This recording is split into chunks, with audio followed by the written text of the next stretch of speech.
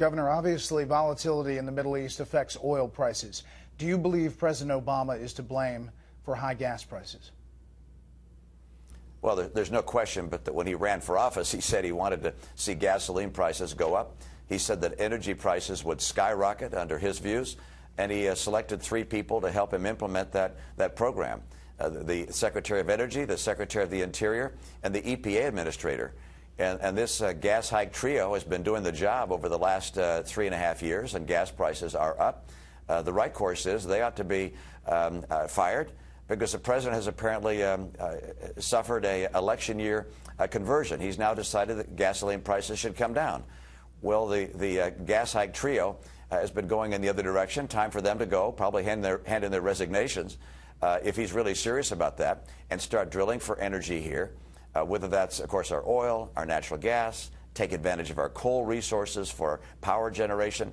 It's a very different policy that he's now talking about, and I hope it's a real conversion. Time will tell.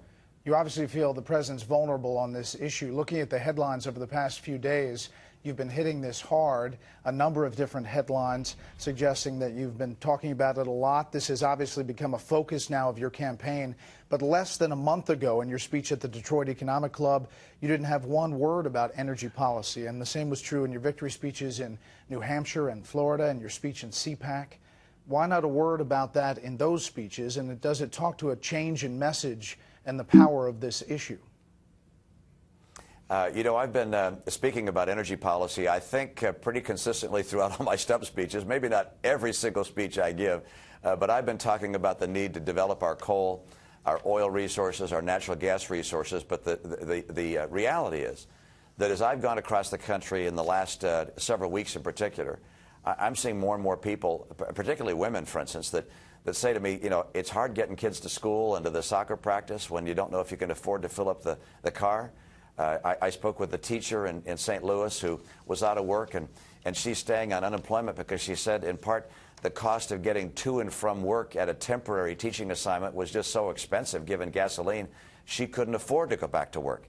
Look, these gasoline prices are hurting American families, and that pain and the result of the president's policies to turn down the pipeline, the Keystone Pipeline, from Canada, and at the same time put $500 million into Solyndra. These policies are not working. His policies are hurting the American people, and they want to have someone that will finally take advantage of our energy resources, and I will.